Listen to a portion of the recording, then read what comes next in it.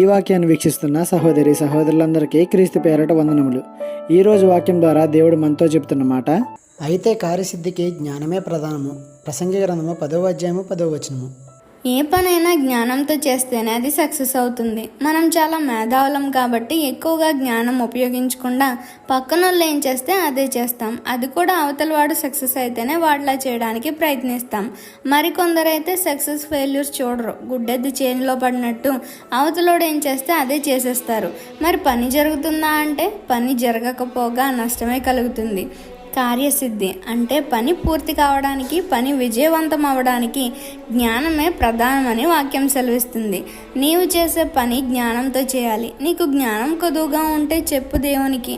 ఆయన దగ్గర బోలెడంత జ్ఞానం ఉంది. నువ్వు శుద్ధ హృదయంతో అడగాలి, కానీ సొలొమోనుకి ఇచ్చినట్టే ఇస్తాడు జ్ఞానాన్ని. కాబట్టి ఇక నుండైనా జ్ఞానాన్ని ఉపయోగించి పని చేద్దాం. ఈ చిన్న సువార్త పరిచర్యలో మీ సహోదరులు. God bless you. ఆమేన్.